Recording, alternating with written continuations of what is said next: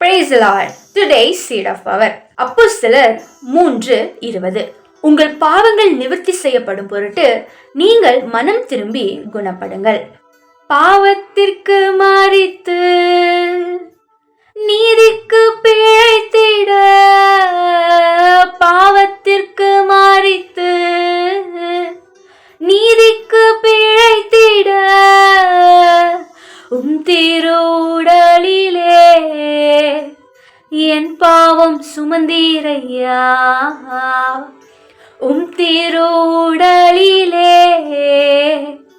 என் பாவம் சுமந்தீரையா.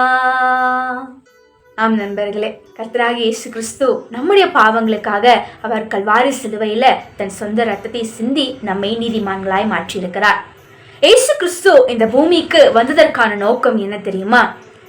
பாவிகளையும் கெட்டு போனவைகளையும் ரட்சிக்க தான் அவர் வந்தார். அந்த காரியங்கள் எல்லாம் அவர் செய்து முடித்து விட்டார்.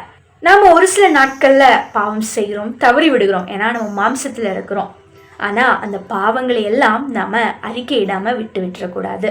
பாவங்களை மறைக்கிறவன் வாழ்வடைய மாட்டான், அவைகளை அறிக்கை செய்து விட்டு விடுகிறவனோ இரக்கம் பெறுவான் என்று வேதத்தில் சொல்லியிருக்கிறபடி நாம் செய்கிறதான பாவங்களை ஒவ்வொரு நாளும் நம்ம அறிக்கையிட்டு அதை விட்டு விட வேண்டும்.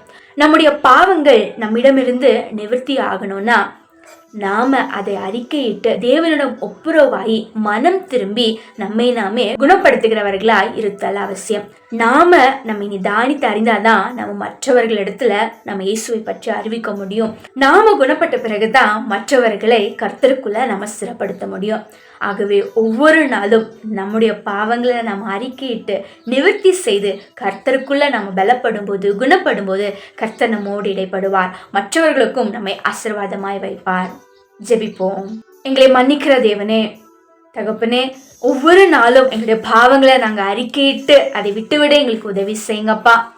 நாங்கள் வாழ்வடைந்து இருக்கணும்னா அதை செய்யும் பொழுது எங்களுடைய வாழ்க்கை ஆசீர்வாதமா இருக்கும் நாங்கள் விசுவாசிக்கிறோம் தகப்பனே. அந்த கிருபைகளையும் பலத்தையும் எங்களுக்குள்ள தருவீராக. இயேசுவின் நாமத்தில் பிதாவே, ஆமென். கர்த்தர் தாமே நம்மை குணப்படுத்துவாராக. Grow powerful, be dunamis. God bless you.